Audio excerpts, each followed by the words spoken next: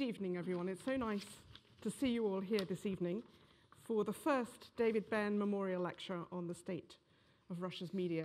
A few housekeeping words before we begin. This is going to be on the record, and you can comment via Twitter if you want to. The hashtag is hashtag CH in capitals events. Should be up here somewhere. Yes.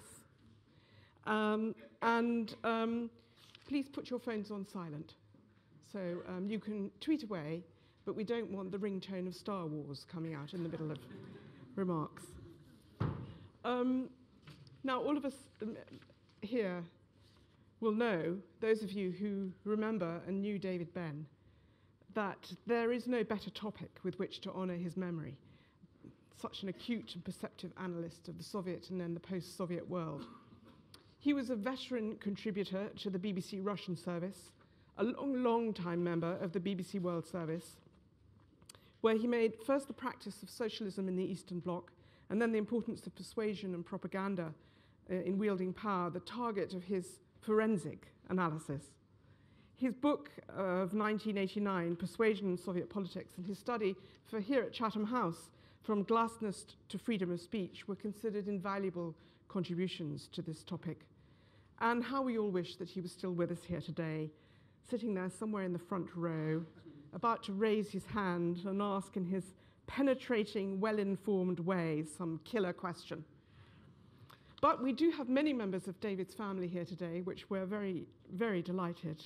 And we're also fortunate that maybe he's not here, but we do have another formidable expert on this subject, Svetlana Pasti, from the Research Center for Journalism, Media and Communications at Tampere University in Finland, an expert on the transformation of journalism in post-Soviet Russia, and with much on-the-ground experience of her own.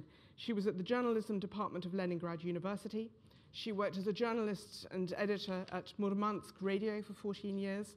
So who better to address us on the state of Russian media, what role it plays in politics and society today, how Russian journalists are recruited and trained, and what place independent journalism still has in Putin's Russia. But before I invite Svetlana to speak, we're delighted to welcome Hilary Benn to the stage. He needs no introduction, of course, Labour MP for Leeds Central, former Shadow Secretary of State for the Foreign Office, but most importantly, perhaps for this evening, David Benn's nephew. Hilary.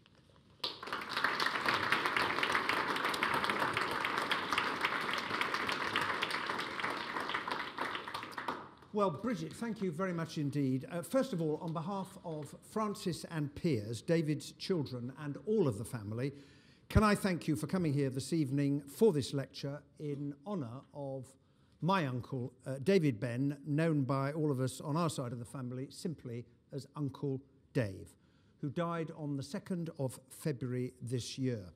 Can I also thank Chatham House for hosting us tonight. He had a very long association with this place.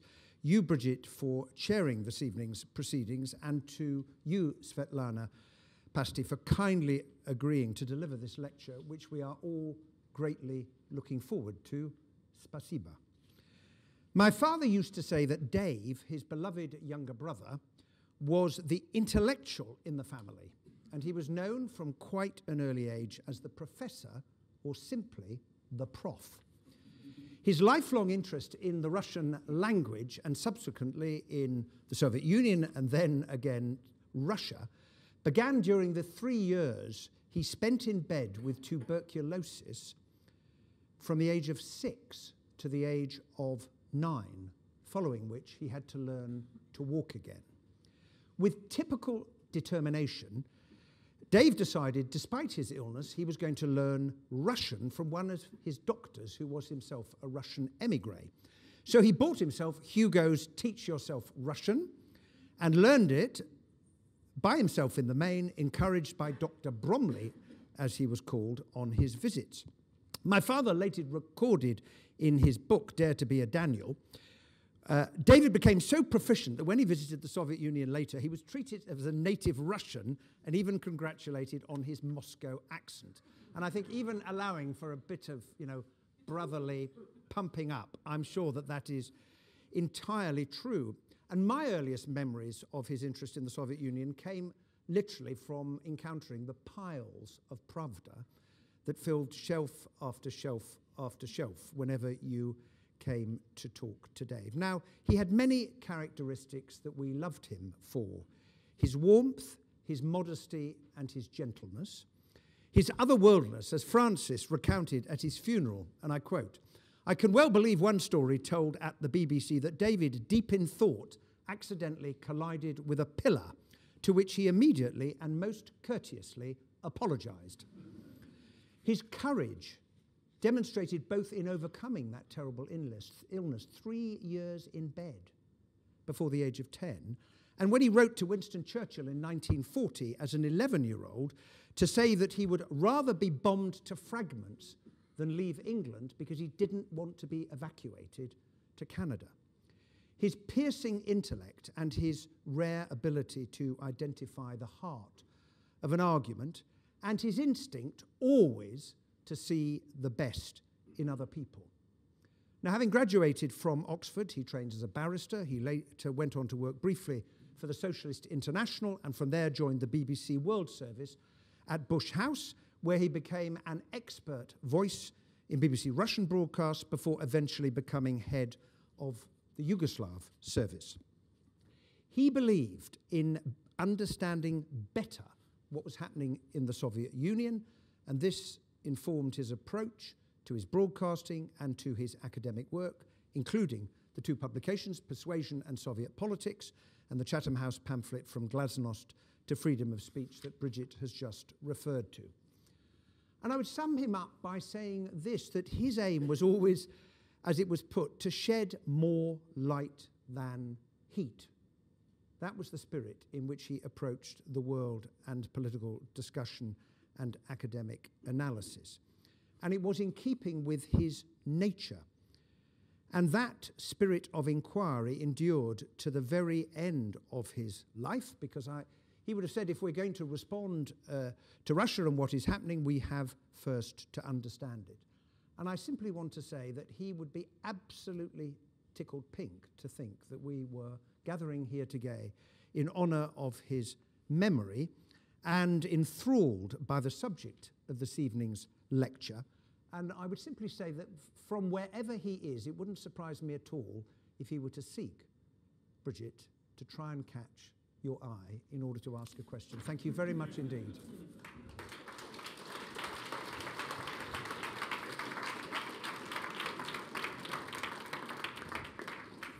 Thank you very much, Hilary, very much indeed. And now, without any further ado, may I invite you, Svetlana Pasti, to speak to us. Thank you.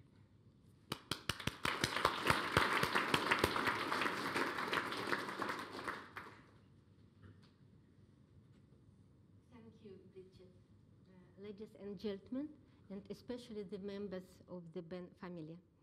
Many thanks, James, for your invitation to come to this event to honor the memory of David Benn. It is hard to get used to the idea that David will never call again. Last time we talked on the phone on Saturday, January 14, and the end of our conversation, he said, differently and in a tight voice, until the next call.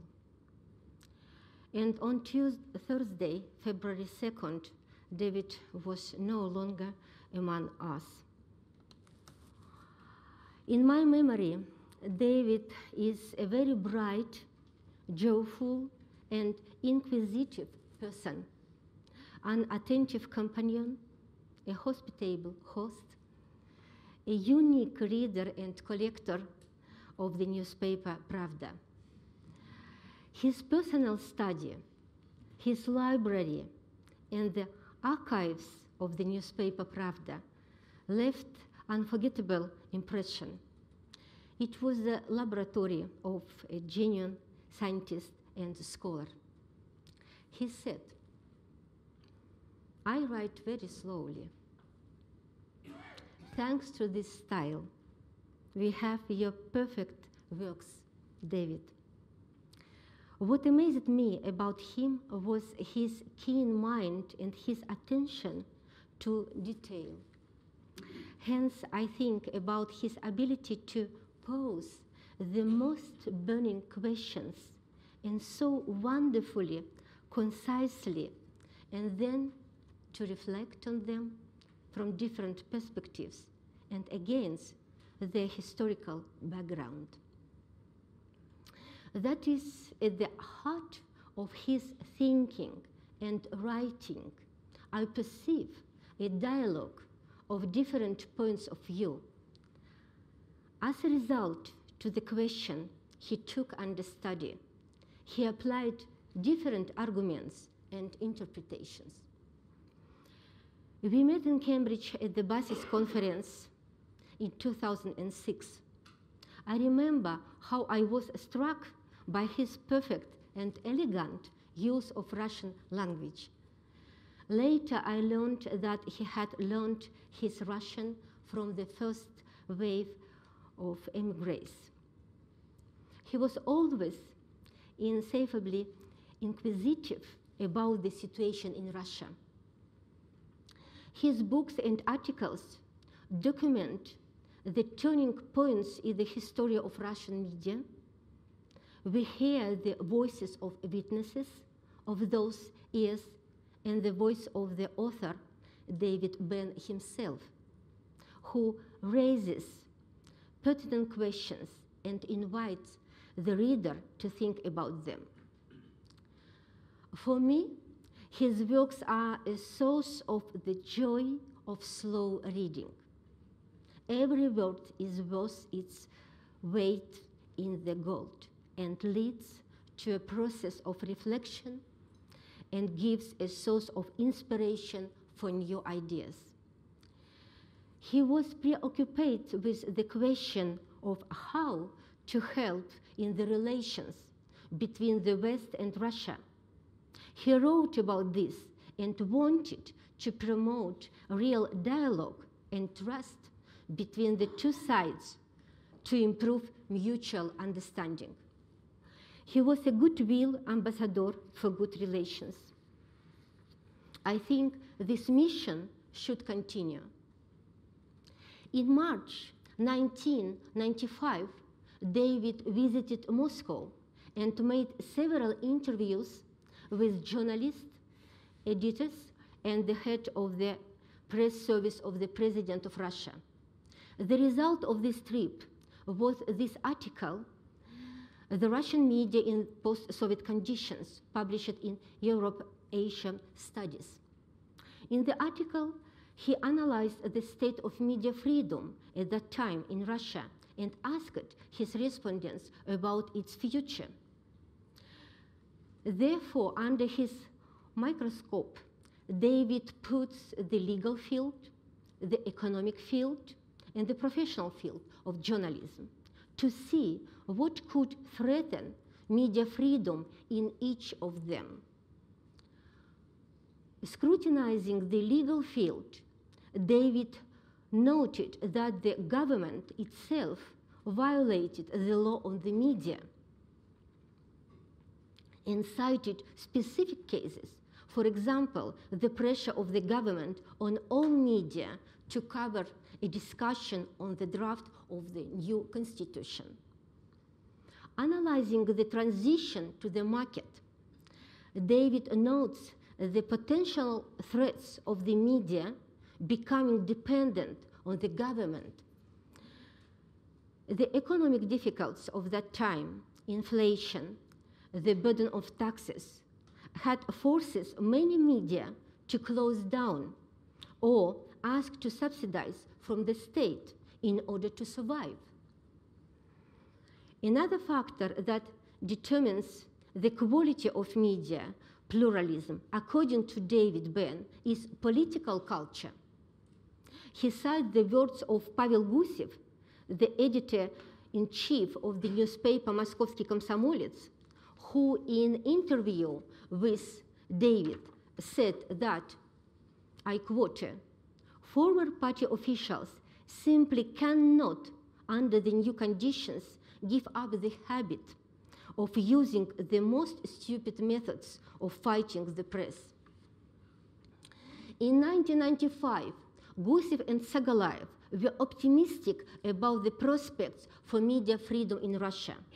Eduard Tsagalaev told David, I quote, the main guarantee of television independence was public opinion. David agreed with his respondents that the most serious threats facing Russia were not dictatorship or civil war, but the growth of crime and indeed of organized crime. By that time, the journalists Dmitry Kiselyov and Vladislav Listev had already been killed. At the end of the article, David concludes that Russian media pluralism, among other things, depends on 1, the law, 2, economic factors, the 3, the caliber of journalists, and 4, decisively, and the last, the bulwark, public opinion. 20 years after the publication of these articles by David, we see how right he was when he argued that, I quote, the survival of media freedom in Russia ultimately depends on the fate of the Russian democracy. Gradually, year after year, the state control increased in all spheres: politics, economy, the social sphere, culture, including the media. Today, Russia, in the well-known Western ranking on the level of democracy, political rights, civil liberties, and media freedom, is located in the group of non-free countries. In addition to the reports of these agencies, many critical publications have appeared on the state of Russian democracy and media freedom in both the West and in Russia. Among them, for example, a report by the NGO Agora 2016 on tightening the state control over the media, the internet, and civil society. The foreign agent law had already come into force in 2012, resulting in the closure of many scientific and cultural NGOs and the compulsion to refuse funding under threat of closure. Since 26 November 2017, this law applies to the media. In the early 1990s, when David visited Moscow, Russia was in a honeymoon relationship with the West from the beginning of Gorbachev's perestroika. Russia progressed along the road of democracy, and the West was her main partner. Dr. Daphne Skillen worked in Russia and describes this unprecedented period in her book titled Freedom of Speech in Russia, which was published this year. And our distinguished chairperson, Brigitte Kendall, worked as a BBC diplomatic correspondent in Russia. In 1995, David, too, was free to conduct interviews, and the editors-in-chief and even the head of the press service of the President of Russia agreed to meet with the British researcher and talked openly about the problems that appeared during this transition period: failure by officials to comply with the law on media, government pressure on media, growing organized crime, corruption in journalism. Today, such a favorable situation for the researcher, and especially for the Western researcher, is difficult to imagine. 2 years ago, colleagues from the High School of Economics, at my request, tried to obtain permission from Pavel Gusev for an interview with his reporters. We were doing a content analysis of newspapers, including the Moscow Komsomolets. and wanted to do an online survey of journalists, the authors of articles that we analyzed. We were granted no such permission in Moskovsky Komsomolets. At the end of October, I was in Moscow and met with some secretaries of the Union of Journalists and the chairman of the Glasnost Defense Foundation, Alexei Simonov. The Glasnost Defense Foundation was established in 1991 and monitored media practice in Russia, analyzed laws relating to the media, conducted research, issued Karta Glasnosti, a publicity map, and helped journalists in legal proceedings. In 2015, the fund was listed among the foreign agents of NGOs. As Alexei Simonov told me in an interview, I quote, "My case is in the European court. I became much less active. I do not want all the time to do what I have to do as a foreign agent, that is, constantly remind people of this." The fund stopped issuing a publicity map. According to Simonov, this is pointless because, I quote, "There is practically no live press. All the press is dead. As soon as a living press arises, a conflict arises. Accordingly, there is much to talk about. For today, unfortunately, this is very little." According to Simonov, I quote, "Today, Russian media are formed by two opposite vectors. On the one hand, a sense of their own dignity, and on the other hand, money.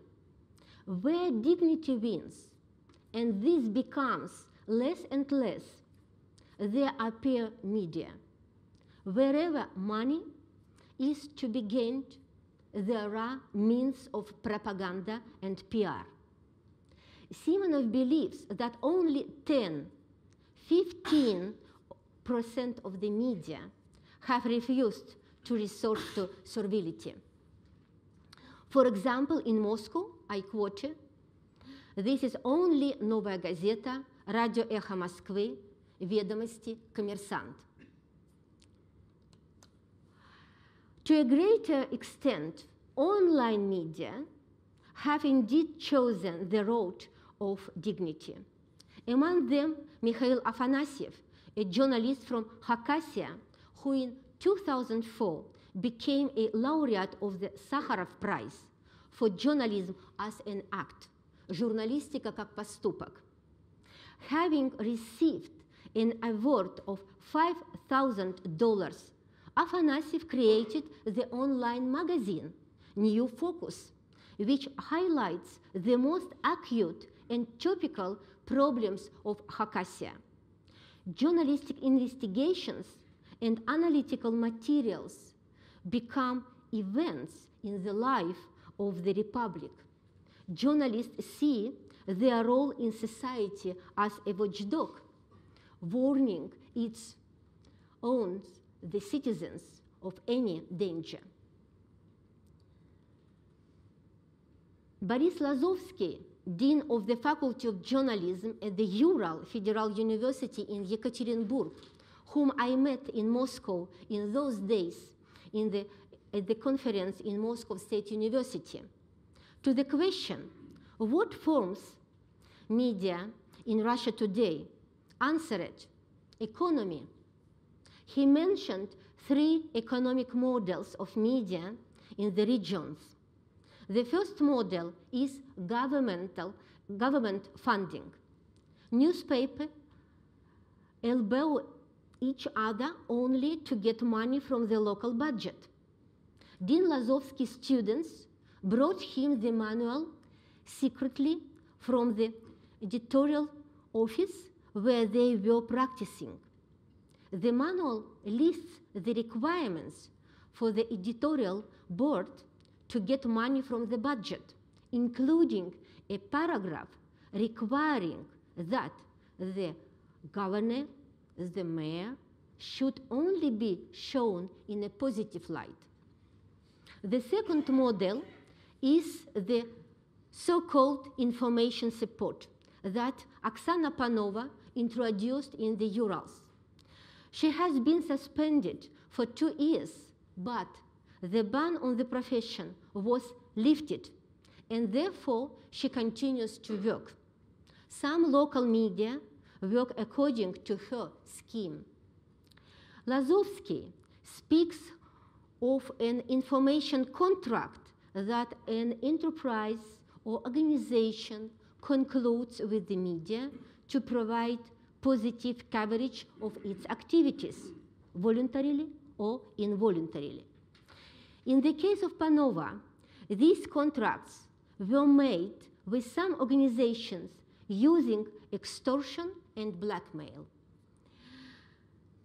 The third model is when the municipal media earn money themselves, rendering services to all comers, like a service agency. For example, they take photos at weddings and provide other services that are in demand in the market, but not journalism. Another side that freedom is dying, Simonov called the changes in the union happening in 2016, when the new secretaries were appointed in the Union of Journalists by the holders of power. I quote, "Where they came from and who voted for them, except people from the presidential administration, no one knows. They appeared and already command the parade. 3 secretaries of the union withdrew from the secretariat in protest: Pasha Gutiontov, Lenya Nikitinsky, Nadia Ashgechina." Our meeting was on October 19th, on the eve of the next 12th Congress of Journalists. Now, it is already known that Vladimir Solovyov became the new chairman of the union. He was a state television producer and documentary filmmaker who stood at the roots of the Vesti TV program, was a military correspondent for 7 wars, including 2 in Chechnya. Since August 2017, he has served as an advisor to the director of the state channel Russia 1. Scrutinizing Russian journalism in the context of the BRICS countries reveals similar changes in the profession. The popularity of journalism as profession, its juniorization, feminization, the increased precariousness in the working conditions, downsizing of the staff, high professional mobility, the need for a second job, and the arrival of new information technology specialists in the editorial office. At the same time, the results of the study show that the Russian model of journalism is moving closer to the Chinese model, namely the acceptance by the majority of the state's role in the media sphere. This is evident in the desire to work in the state media and the PR departments of the government and business, because the state media provide access to information, good wages, stable employment, opportunities for personal and professional career, advancement, the perception of journalism as social lift when other social lifts cease to work. This leads to a perception of journalism like any other work. Journalists have come to aware their first loyalty to the employer, not the audience. It can be expected that with the advent of the new leadership of the Union of Journalists and the immediate care of the State Duma in the person of Leonid Levin, head of the Committee of Information Policy and the new secretary of the Union of Journalists, the development of the Union and the journalistic organizations will go according to the Soviet model. The Union of Journalists will get state funds and work hand in glove with the government. It is no coincidence that the previously independent journalist organization of Moscow, St. Petersburg, and Tatarstan have announced they joined the Russian Union of Journalists. The Union of Journalists, supported financially by the state, again would be attractive for young journalists to advance their careers and obtain other possible preferments. Thus, the prestige will be achieved, including the old tried and tested methods. Since last year, when the leadership of the Union was renewed, they changed the agenda of the Union. For example, as Solovyov said, in the House of the Union of Journalists, в Доме журналиста, they abandoned round tables on questionable topics financed by foreign organizations and non-governmental funds. What will be the fate of the Press Council, Комиссия по жалобам на прессу, which have been independent in their work? It is difficult to say. Nor can one predict if independent publishers in the regions will survive when the decisions are made on the financing of the municipal press by the state. David Benn visited Moscow and wrote his article at the dawn of the media freedom in Russia. Today, we are witnessing its sunset.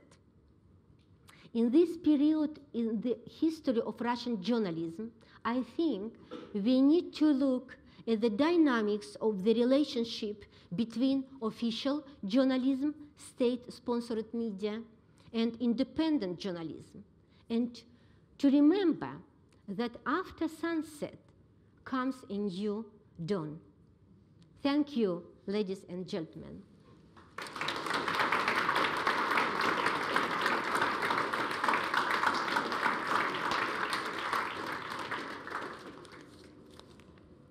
Thank you very much indeed, Svetlana. A slightly sobering portrait, but very interesting one to hear from you, given all your research and your own personal experience. Just a couple of questions from me to get us going. If the state control of quite a lot of the media landscape has grown a lot since David Benn was there in the mid-90s, not just newspapers, but main television and quite a lot of other areas. Does that, you were saying that people are chasing good wages and good career opportunities, and they're now thinking more about their first loyalty to an employer and not the audience. So that begs the question, will the audience want to consume this? I mean, we all remember in Soviet times that people got a bit fed up with a very narrow diet from the Soviet state media, which is one reason why organizations like the BBC that David worked for had something of an audience. So are people actually migrating elsewhere? For example, online, where you can set up small, maybe very local media organizations to meet local needs and talk about real news, and maybe meet a demand which is not being met by the state-funded journalism. This is a good question, and the first point is, my first point is, the journalists are a part of the society. This is the ordinary people who work as a journalist. So according to Simonov, we have today 10–15% of the media which chose the road of dignity, or independent media. And many of them appeared in the online, especially as, for example, journalistic startups. And this from young generations or from old generations who do not work in the state media or in commercial media. But now, according to the last Levada Center, again, this is we have only, again, the same numbers, 10–15% of the public want to read independent media. This is a big question, because I talk about the independent media as the quality journalism media. We have commercial media, for example, in Arkhangelsk, Severodvinsk. This is Belousov, Slava, who had more than 10 different newspapers, Pensionerskaya Pravda and many other. They wrote about garden, about this as some not important issues, and people like this press. So this is question about journalism and about society, about the public. Public now, in this period, they do not strive for independent media and for quality journalism. Quality journalism is supported by some rich people, business people, who want to save this journalism in Russia. For example, Alexei Kudrin, who support the Gazeta Delo in St. Petersburg. And so this is, I think, again, the question about the young generation in Russia. And who is young generation? This is a young generation is grow up in the Putin time, and then his parents try to supply them with everything, and this is especially in metro city. They want only to consume fun, and maybe this is a young, they have more important things than not politics. So this is a question, but I agree that the Russian people have a choice to select different opinions and different media. For example, now they get information news from social media, from Facebook, from Vkontakte. So this is no problem for young generation. And young generation, usually they say that we do not watch TV, because TV is for older people. So, but on the other hand, the young generation, many of them like Putin. They perceive them as a strong leader. So this is a uncertainty. And I think that people who want to get different news, different opinions, in Russia they have possibility to get this. But the question is about, as this is Simonov said, in October, we have the dead press now, because now if we approach to Russian journalists, are they not, this is not from the cosmos, but people who live in this society. They think they have this credit in bank, they have family, and so in the locality or in the regions where there's narrow market, practically no advertising. So in Moscow and St. Petersburg, St. Petersburg is periphery in comparison with the Moscow, they have this, in my opinion, this is a moral or ethical choice now to journalists. I go to the state media and I should recognize that I should be as a propagandist and social organizer, of course. This is old roles is keeping from the Soviet time, But if I do not like make politics, I go to commercial media. But commercial media today, for example, Pavel Gusev, and the state media are very closely, because the business wants to give with the government in the good relations, because the government start to put many obstacles to the business. So now we know that the Russian is emerging of the officials of government and business, and government have a lot of own business. This is a combined. They have the second job in the business. So I think this is a worrying of the Western audience, because of course this I understand, but they have now possibility to get BBC. This is a different radio liberty, but the question is if they want to read this news, this question. And this is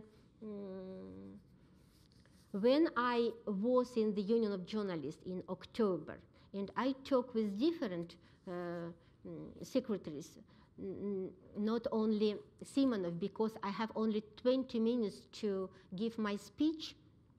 I talked with other peoples, and they said to me, do not be optimistic.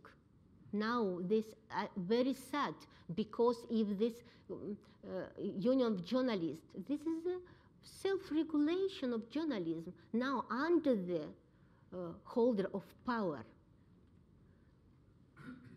And this because now for the new secretary or for the new leaders, the state give a lot of money. And so I see this as Soviet model as it was before. For example, you cannot get maybe in the future the higher position if you do not belong to this Union of Journalists. And now the catastrophe, because young journalists, according to my research, the young journalists do not want to join the Union of Journalists because no sense, they said me. But only the old generation, because we have now 3-4 generations in Russian journalism, they stayed, but this is now when the Union of Journalists have money, and this is maybe this for the profit. Let's take some questions. Hands up. Who's got a question to ask? Quite a few. Let's start over here. Can you please say your name and where you're from? Keep your question short. And Svetlana, I'll ask you to keep your answers short too, because we had a lot of hands up. Yes. James Rogers. I teach the MA International Journalism at City University, and I'm a former BBC Moscow correspondent. Thank you for a very interesting lecture, Svetlana. Could I please ask, you mentioned that foreign media will now be affected by the foreign agents legislation. What difference do you think that will make in their day-to-day operations? What difference when before this law? And what difference do you think it will make now that the law covers their activities? Yes, but this is this situation will be now. The Minister of Justice promised to give list of the media which they identified as foreign agent, and this is terrible, because you have to put this brand as your foreign agent, for иностранный agent. This is quickly. This is a negative image. The second, you have to provide a lot of the requirements. This is a different financial inspection every third month, and then this audit, then your report, where with whom you meet, and this you forbidden to conduct political activity.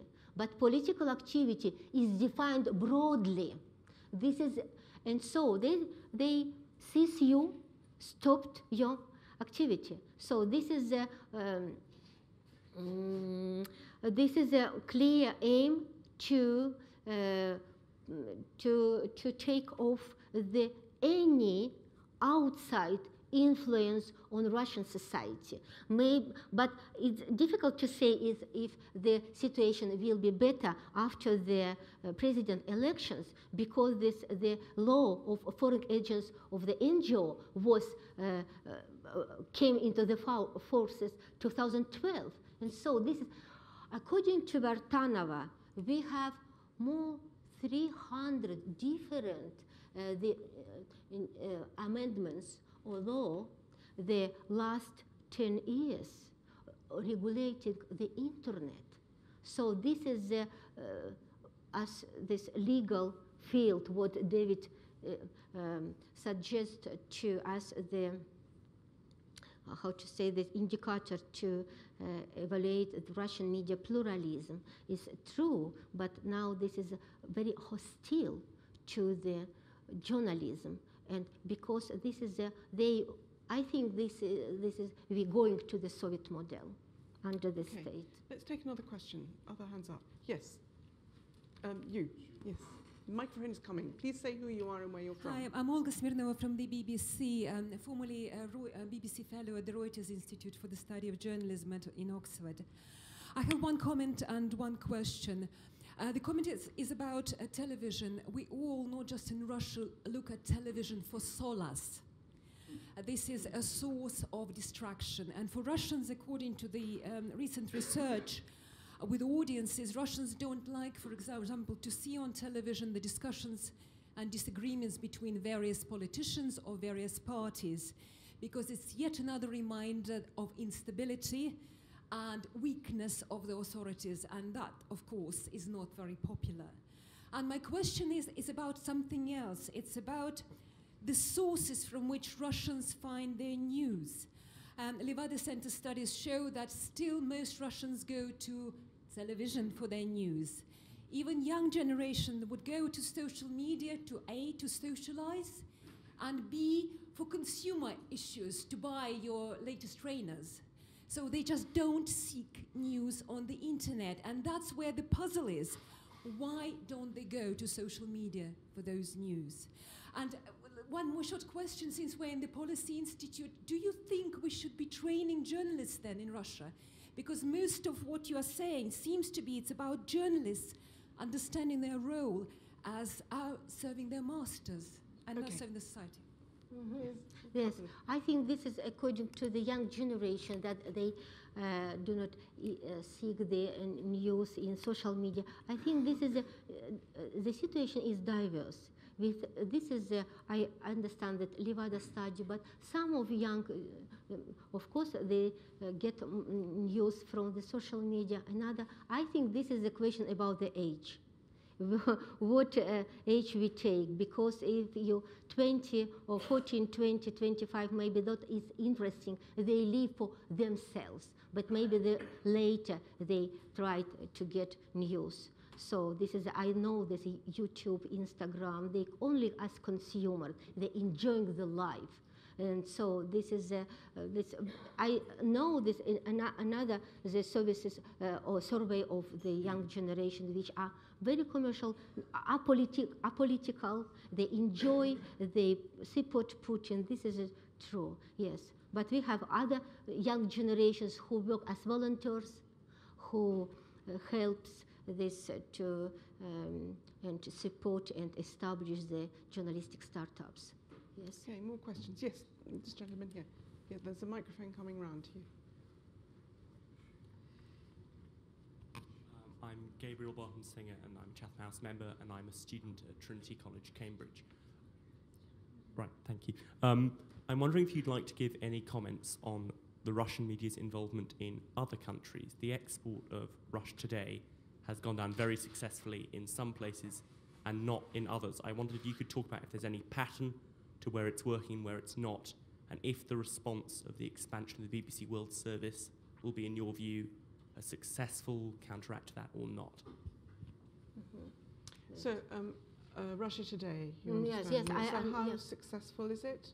How Is there a pattern where it works and where it doesn't work? Mm-hmm. And BBC World Service, it just got some more money, partly to the Russian service. Will this have an impact inside Russia? Yeah? This is a, but I think this is a Russian today is successful in other countries. So because they have professionals, very good professionals from different backgrounds, and so this is they provide, of course, the state policy editorial because they get money from the government, and so. But I did not.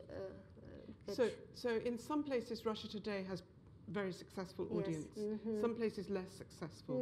Is there a reason why in some places it does well? In the world, the world. Yeah. I think this is difficult to speculate because it maybe this depends. If you compare and make research yourself where they're successful and where not, maybe you understand better, because now it's difficult to reply to your questions because where this Russia Today is successful, what countries, and what countries are non-successful. So probably not successful in the UK particularly, quite successful in former Soviet bloc countries. And America? Fox News is Yeah. Russia Today in America. Successful. I think yes. Maybe it depends. I don't know. It depends on the Russian language audience, or this is. A couple of comments on that from my own experience. Number one, I was at a conference with a Russia Today journalist who was very loyal in public, but in private, he was quite interesting about how they work. And one of the things he said was that there are people who they put on, but some people who they're told not to put on. And one of the people that they're not allowed to have is Dmitry Kiselyov, who is, he's the sort of David Dimbleby of Russia, I suppose. Is that fair?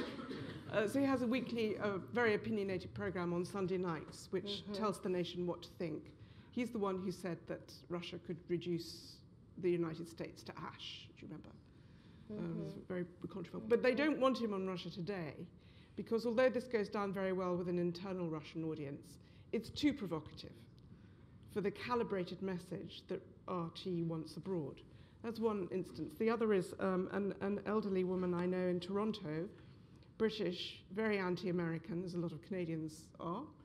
She loves Russia Today because it's so anti-American.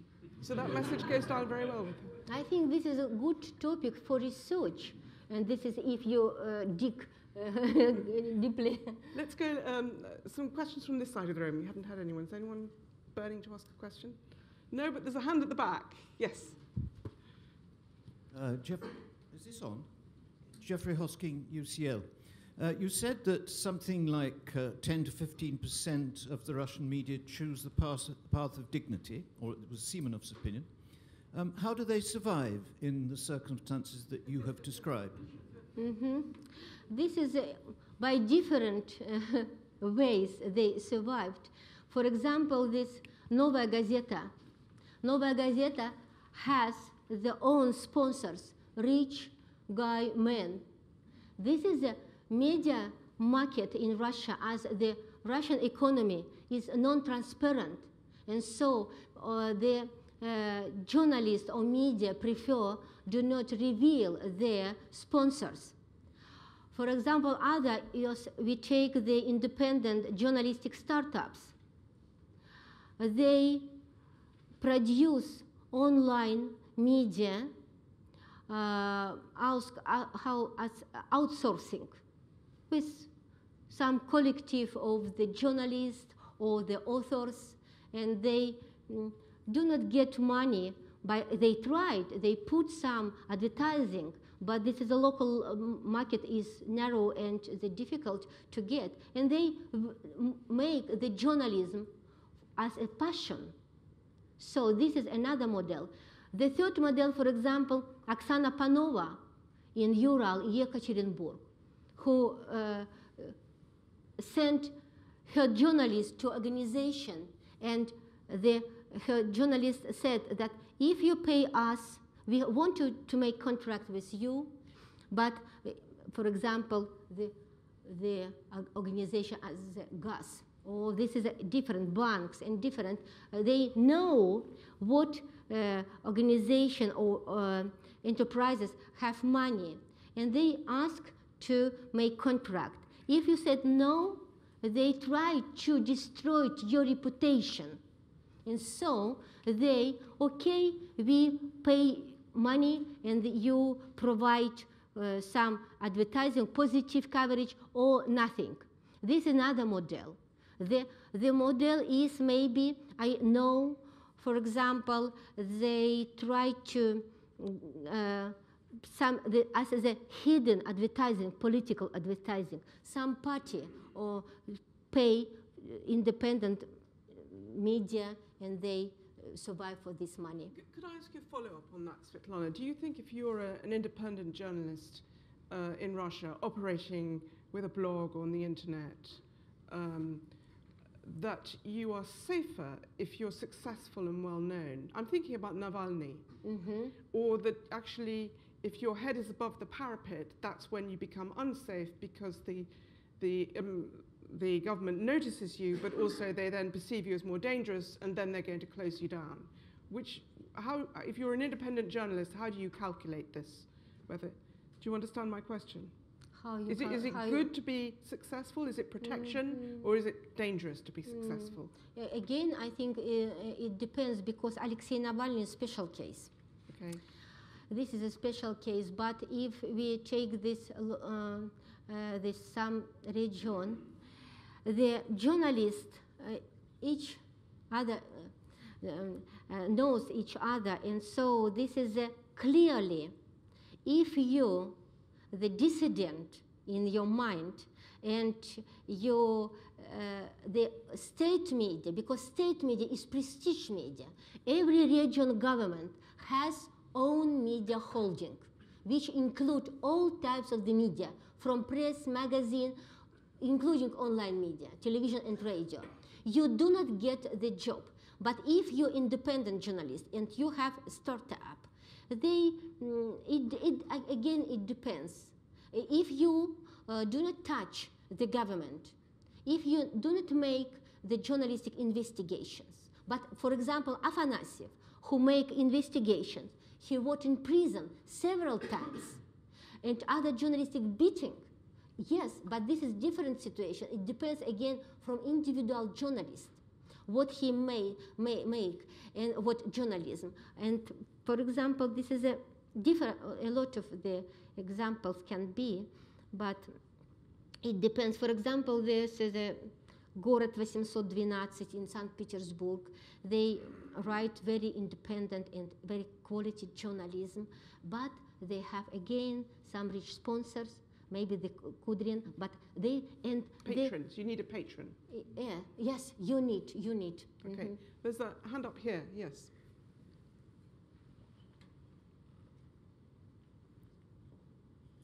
Stephen Deal, lifelong Russia watcher and yet another former BBC World Service journalist. Svetlana, I would say your closing words from your speech, the sun has already gone down, I would say, on journalism. It's not sunset. The sunset's been and gone. And I'm desperately trying to look for the first glimmers of a new dawn in the East. I want to come back to the question of social media, because it seems to me that this is a two-edged sword for Russia. The Russian authorities have been using social media internationally to try and influence opinion in the West, but they seem to have ignored the fact that it does have an effect in their country. And yes, the young people are not watching television, and I think the way, in fact, it is being used in a way the Russian government doesn't like, is the fact that when Navalny called on social media for protests across the country on more than one occasion, there have been thousands and thousands of people, particularly young people, going out and protesting. So is there hope in social media that in fact it's not just a way of buying trainers or catching up on gossip, that in fact it might be spreading news and giving the younger generation, who are, in many cases, they may support Putin, in many cases they're disillusioned already with Putin after nearly 18 years, that actually they may be able to use social media to bring about a genuine change?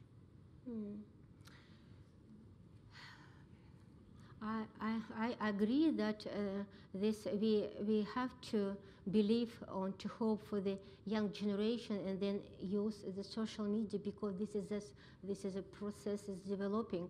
But the question is, what will happen the next term of the Putin, and because now if the young generation, again, I think this is the country is big and different. It's not on one option. Maybe some young generations will support more Putin and then to be anti-Western, to be patriot, because this is a natural feeling to love your country. It's impossible to live in the country if you hate country. Everybody wants, and then now we have this the crucial changes in the education, in the school, in the kindergarten, which is the young armia, which this is the same as was in the Soviet time. So, but I believe that we have dissident people, young, who will use social media. And now if this, I think when I talk about that Russian model is approaching the Chinese model, I think they will create in social media closed group, because this is a safety, and then agreed, and then how to maybe to make something, because if we have this more totalitarian regime, they have to be very carefully, and because they lose the not only job place, but maybe the trouble in the school, at the university. Now, for example, Russian university stopped to teach the investigation journalism because no need now in Russia. So, or we have the pseudo-investigative journalism where they write about some ordinary, this is no reasonable, no urgent question. So, and put this as a title, subtitle, investigation, journalistic investigation. So it depends. I think the fight will be, because I know in Novosibirsk some this young 14, 15 years old, the young people support the Navalny, and their power is terrible. They grow up and then come against us. So this is. But the bad thing is that democracy now is bad word in Russia. Do you know how they talk? Do you know or not? In Russia. Democratia. This is, and in different ways. And so this is, if you come from abroad, this is a suspicion to you. And now, when we have the law about the forbidden political activity in foreign agent, this is very dangerous. Because political activity means to influence on public opinion. And if you make research, you can have opportunity to influence on public opinion in Russia. So this is dangerous. We have time for another question? Yes, gentleman here. Yes, I understand that Sobchak's... Would you like to say who you are? Sorry, Andrew Marshall, Cognito. That Sobchak's daughter, whose precise name I forget, is standing... Senior. Thank you, for the presidency, but somehow as a spuriously independent candidate. For us, that's quite hard to understand. Will there be some spuriously independent media that will be giving her some backing to perhaps crowd out more genuinely independent contenders? Do you understand? No, this point. Ksenia Sobchak, yes. so she's announced her candidacy. There is some suspicions about it, whether she's a real candidate or what is called in English a stalking horse, as the Povit, a kind of pretend opposition candidate. So will there also be a pretend opposition media to support her, to create the impression of a of a conversation, of a choice with Putin, but actually this is all controlled and staged. What is your opinion? According to independent media. So, is Ksenia Sobchak a real opposition candidate No, or not? no. I do not believe. I do not believe, because if we look at the background of Ksenia Sobchak, where from, she grew up with Putin. So this is, I think, as this informally belong to the Putin family, to the Blizhny Krug. So I think, and the Putin, if we remember, maybe several years ago, he said that we need a new president in a woman, a young woman. This, I think, he planned as the tactical and the strategical. So I do not believe the opposition and independent media support the Sobchak, and no. Another question, final question, yes. Hi. Just wait for the microphone and tell us who you are. I'm Yaroslava Barbieri. I'm an intern here at the Russia-Eurasia program. Some analysts have tried to draw parallels between the Soviet era misinformation tactics and today's propaganda, whereas others have said that these parallels are a little bit not that accurate, because actually compared to, whereas during the Cold War era, you know, there was this ideological purpose in a bipolar global order. Today there's much more scattered kind of international system of alliances, and so they say that propaganda is much more like cynical, if you want, and more like tactic. And so what is your opinion? Do you see more parallels between the Soviet era type of misinformation, today's propaganda, or more differences because of their sort of underlying purpose? I think this is if take the basic level, this is propaganda was, this is the main function of the Soviet media. And now Putin, and as the Simonov said, this is or Gusev, Pavel Gusev talk with this David Benn. This is the mentality to use media as instrument for propaganda, for promotion, own ideas. So I think I see this as a similarity. I think that because Putin belonged to the Soviet generation, and his approach to media as the instrument for the political aims. So I think this is but of course now in the digital era, and when we use the internet, propaganda is more sophisticated.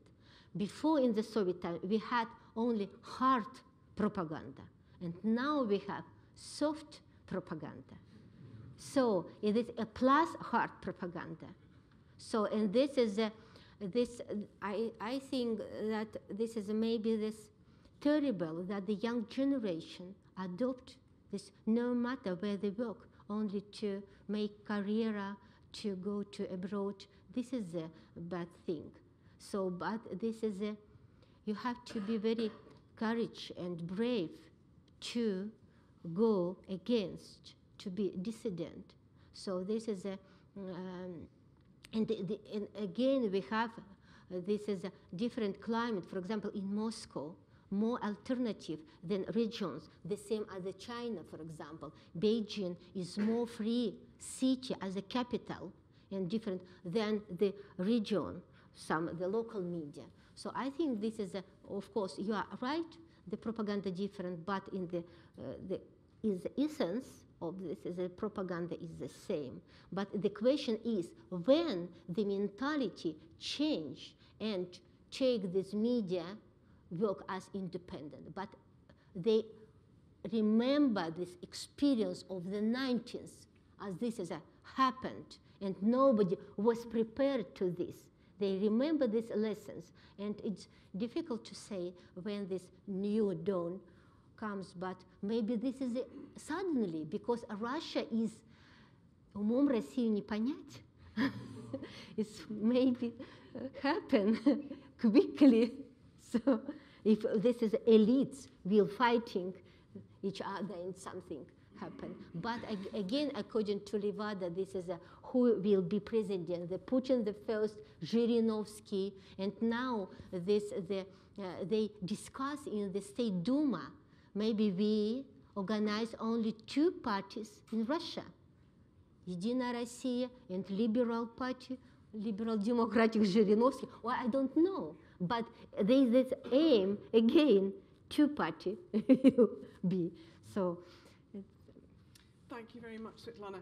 You've given us a very sobering picture, but I think we need to remember David Benn, his long association with Russia, and where the country was when he began his career, and where it was, and what he saw through his career, which underlines exactly what you just said, that Russia is a very unpredictable beast, and you can't actually quite tell what's going to happen. So that, I think, is our note of optimism in which we end, that we don't know when that new dawn will be, but with Russia, you never can tell. But in the meantime, let us all thank Svetlana very much indeed for the first memorial.